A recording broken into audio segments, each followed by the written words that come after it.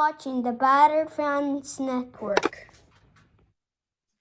Welcome, everybody, to episode number 557 of the Battered Herons podcast. I am your host, Daniel Garana. Alongside me is not Mr. KBD. We were supposed to do this show last night. Some things came up, unfortunately, and we weren't able to, but I am going to tough it through by myself. And this is probably going to be a little shorter than we originally expected. But regardless, we wanted to do a preview for the League's Cup because, as Inter Miami fans and supporters, this is our cup.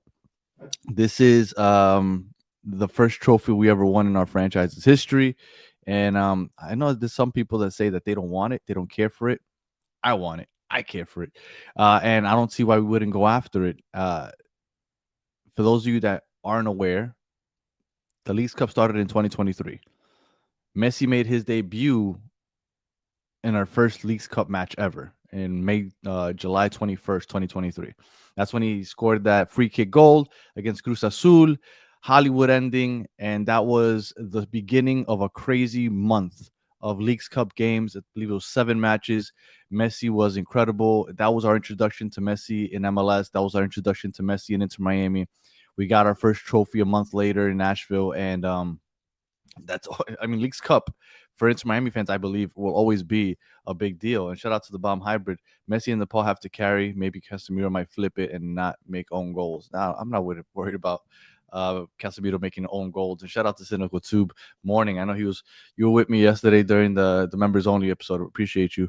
Hopefully we can win this time. Well, this is something interesting. So in 2023 was the first ever iteration. We won. That's it. That's how it went down. We won. We had some incredible comebacks, especially that Dallas game. And if anybody missed it, go back and watch the highlights of that run. I believe Inter Miami even has like a little mini video of the month or the tournament for Inter Miami. Incredible. So make sure that you go ahead and watch that. So 2023, we come out here. We don't lose any games. We win them all. We even win some in shootout. That Dallas game comes to mind. So incredible game. Nashville went to penalties. We won that. First trophy ever. 2024. It was after Copa America. Messi missed that tournament. We lost in the round of 16 to Columbus, which was a great game. We outplayed Columbus. Diego Gomez had an opportunity to score a goal that probably would have put the nail in the coffin. He goes wide, and then things just fall apart. Tata doesn't make any subs that game. I believe it was 0 subs, literally. And Columbus makes a great comeback. We get eliminated. Then last year, 2025, the third year, we made it to the final. Now, we got our ass kicked in the final, but Seattle, but we made it to the final. Then the whole after the game spit gate with Luis Suárez, and we're going to get into that in a second. But that happens, and now this is the 4th iteration. Messi's only lost 1 League's Cup game in his history. He came in 2023, won them all. 2024, he didn't participate. Last year, he didn't participate in all the games, by the way. He didn't participate in all. He got injured, and then he missed 1 or 2 games. But he participated in most of them, and we made it all the way to the final. Now, he was in the final. We did lose in the final. This is a Messi tournament. Like, we have a great chance to win this. And last year, I gotta remind you that the games, the group stage games, which started last night and for Miami start tonight, they're important because the only reason that Seattle hosted that final was because they kicked, I think it was Cruz Azul's ass, like 6-0. So the goal differential was astronomical for them. And because of that goal differential, because the home field advantage for the final goes based off of like the games leading up to the final, because of that, they hosted. So if you have a chance to put up a lot of goals, you do it because it makes a difference. Because I really do believe that if that game's played in Miami, it ends differently. Because when we played Seattle a couple weeks later in Miami, it ended differently. So I do think that matters. Shout out to Cafecito with the Garzas. I do think that matters. Dallas and Chris' reactions to the free kick is always a rewatch. I don't know if you've been Danny or Dallas, but yes, I remember I had quite a reaction. That was an outer body experience. I never thought that I would have the greatest of all time playing for a club that I support, and then watching it live and then watching it end that way. Yeah, that was a true, genuine reaction. I couldn't believe what I was watching. Shout out to Florida Dad, dope 83 shirt guy. I appreciate it. batteredfans.com. We got a bunch of new Miami Heat stuff in the store for those of you that are Miami Heat fans. A bunch of Giannis and Bam shirts. All right. Cynical Suits, amazing how last year we weren't concerned that when Suarez got suspended. It's funny you say that, and I guess I'll get into this year's Leagues Cup and Suarez suspension. Last year, when we went to the final and we lost, we did get our ass kicked. Credit to Seattle. We weren't concerned about Luis Suarez getting suspended because we heard, oh, he's going to get suspended for 6 games, which is basically the whole tournament, and we thought, who cares? He's going to retire after this year anyway. Like, we didn't think that there was any chance that he would be playing on Inter Miami this year. And if he was, we figured, well, he'll be coming off the bench. He's been our hottest player over the last month. I mean, like accumulated month of games, right? So the last 7 games or so. In the last 4 games, I believe he has like 7 goals. Like, he has been our hottest player. And to lose him right when he's at this peak of performance for this tournament really sucks. On top of the fact that we're not just losing him, but we lost Berterame to injury, and I haven't heard anything about Berterame. Like, I'm assuming that he's doing better. I don't know if he's been training. I doubt that he plays tonight. It's been 10 days since he got annihilated by that Montreal player. So what happens? So this is what I wanted to get into. And I really wish Chris was here, but this is what I wanted to get into. I think our back line is set. If Caicedo is available for us, which that's another question mark, actually. But if he's available for us, I think Caicedo and Mikael center back. That's our duo for the rest of the year. If they can figure out how to get Caicedo on the first team, I'm not sure how those mechanisms work, but I'd have to ask some people. But as of right now, I'm just gonna go based off of. I hope it works and I hope he's there. Mikael and Caicedo, we're set. Noah Allen or Region on the left. I prefer Region because I think that he gives us more in the attack, but I think Noah Allen's a suitable backup. We're good at left back. Ian Frey isn't suspended. That was a 1-game suspension for yellow card accumulation last game. He should be back at right back. I think we're good with our back line. If we give up goals, it's because we push up too high and we get caught on the counter. But it's not because of the lack of quality, because I think we have 4 solid players back there. Now, goalkeeper. I'm okay with them going back to St. Clair. I'm not trying to be funny, but this is a brand new tournament. You see it all over the world. You'll see a goalie could be having a great run, but it's the FA Cup, so this goalie's playing the whole FA Cup.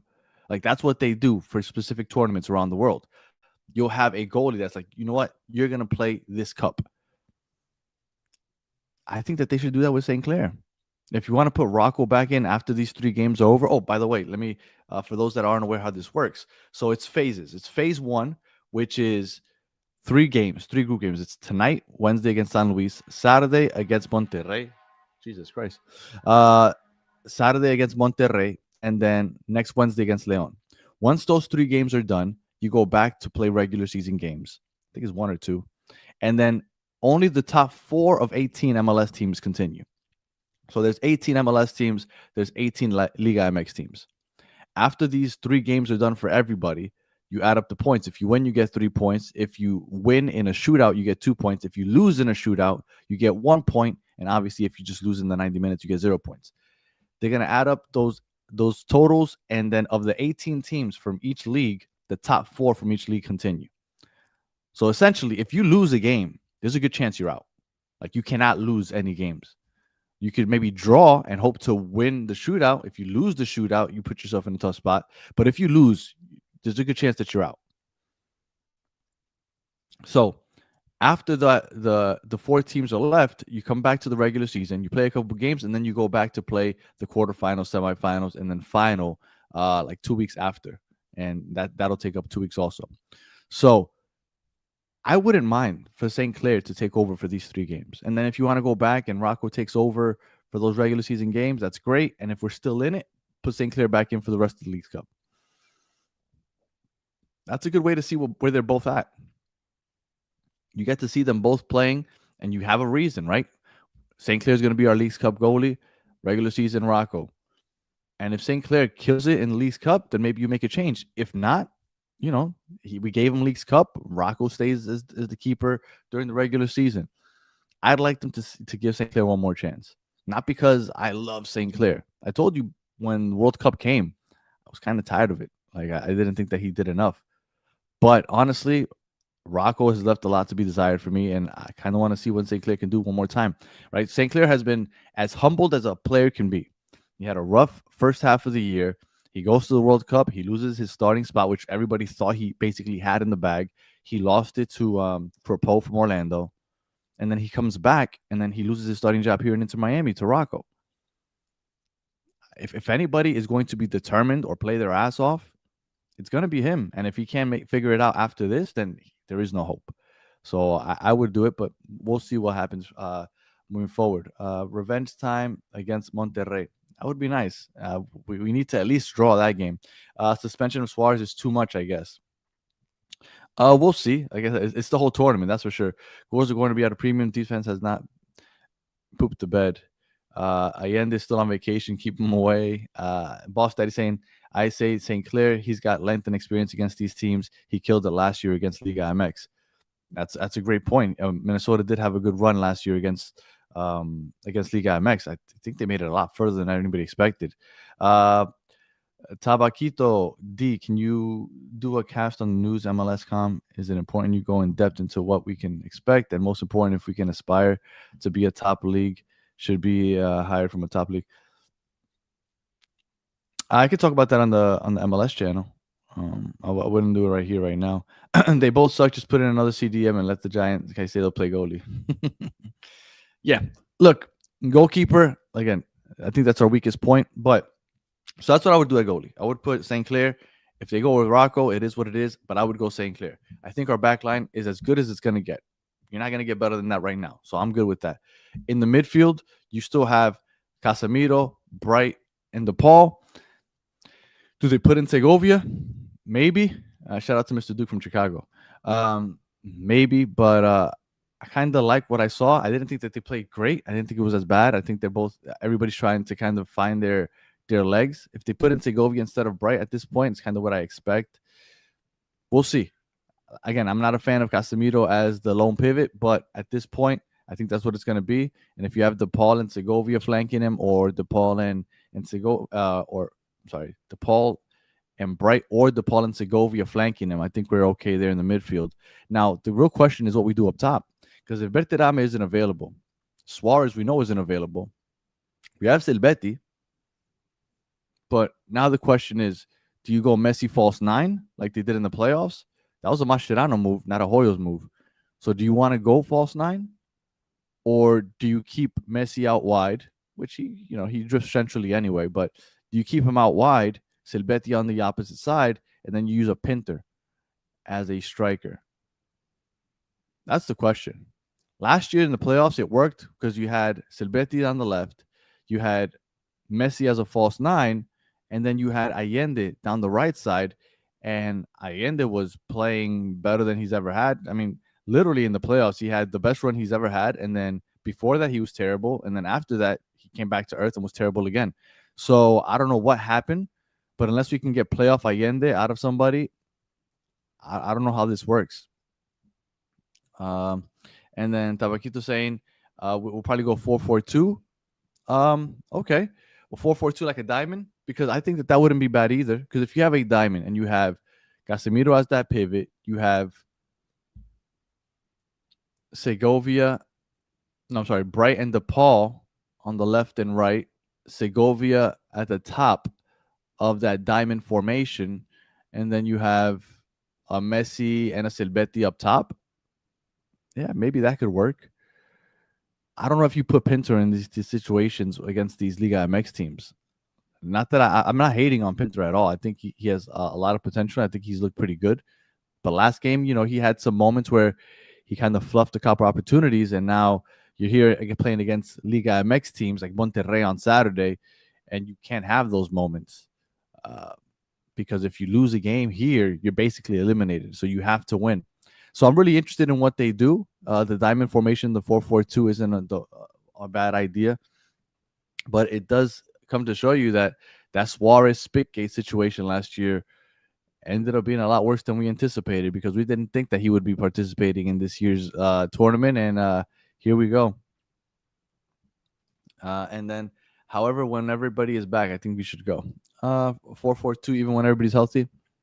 Maybe, I doubt it, but possibly. So I'm curious in the chat, and I'll end it with this: do you guys care or want to win the League's Cup? Some people say that they don't care. This is my thinking. MLS season is stopping for 2 weeks, literally just for these games. Like, you have 3 games coming up, and that's your sole focus. So why not go for it? Like, you don't have to worry about any regular season game next weekend. You don't have to worry about any regular season game next Wednesday. Like, it's literally just 3 games, Leagues Cup. That's all you have to focus on, and they're all 3 home games. That's it. Why not go for it? We don't have any trophies this year. We still have the bad taste in our mouth from the CCC. I want it.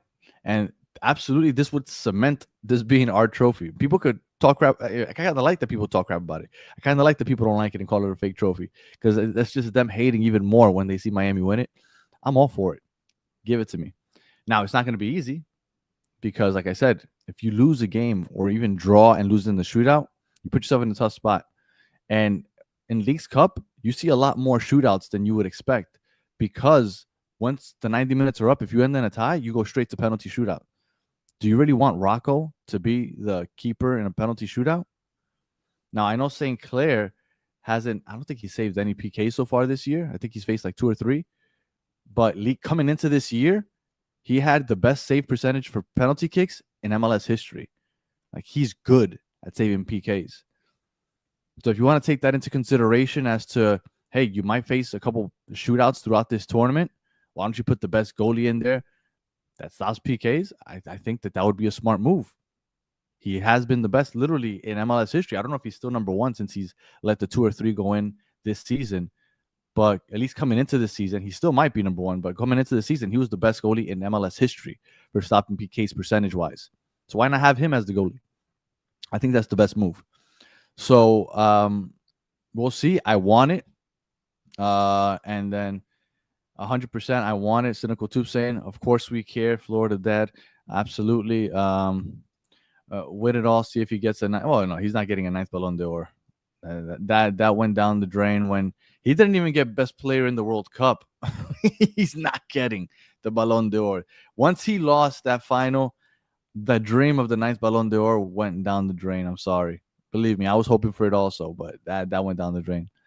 I heard Caicedo is on loan. He won't count as a U22. Can you check on that? I'm gonna have to check on that, because I know he was playing with IMCF2, and I thought that it was because he didn't have the U22 designation. But what was that? But yeah, they have to give DC St. Clair another chance. I hope so. So, like I said, this wasn't going to be as long as we had anticipated. We were going to do one last night, and it probably would have gone an hour. Me and Chris probably would have gone back and forth. But again, unfortunately, some things came up. We weren't able to do it.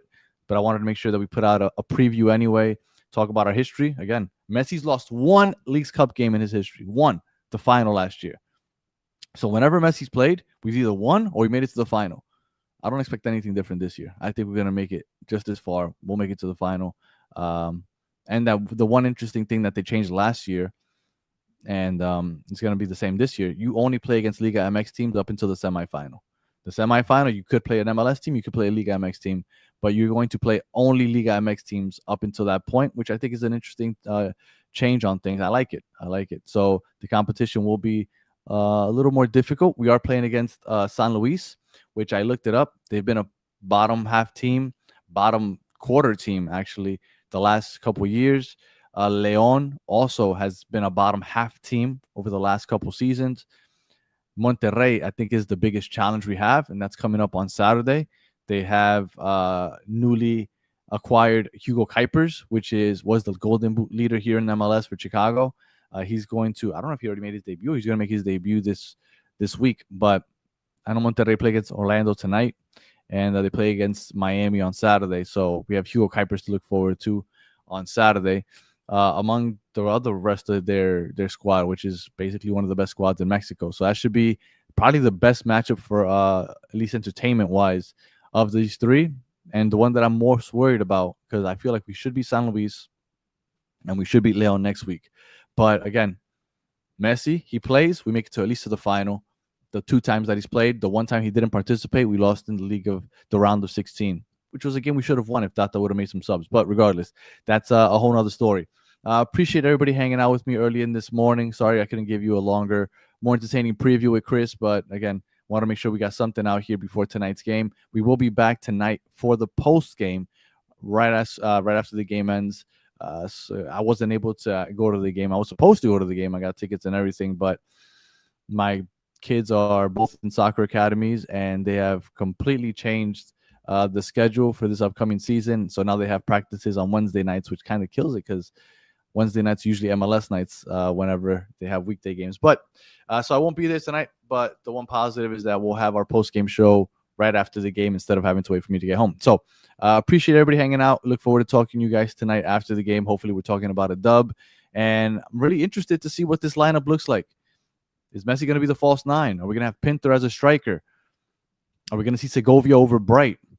Are we going to see a 4-4-2 with a diamond formation? And then you have all 4 midfielders in there with Messi and Silvetti up top, which I think is kind of sexy, actually. I kind of like that. So I'm really interested to see what happens. Make sure that you leave in the comments what you guys think, because I would love to hear what you guys have to say and what you guys think or predict is going to be the lineup, because it's going to be interesting without Suarez and without Berterame. Oh, maybe Berterame surprises us and he's available. If Berterame surprises us and he's available, all of a sudden we know it's going to be Silvetti, Messi, and Berterame up top. But I have a feeling he won't play. I can't imagine he's going to be back that soon. But regardless, make sure that you comment in across the bottom of the video. Let me know what you guys think the lineup is going to be. And as always, please like and subscribe. Appreciate everybody. And for that said, expect the unexpected. Hopefully, look, all I'm expecting is a dub. Give me a win and I'm happy. And give me St. Clair in goal. That's what I want. Until the next one, have a good one.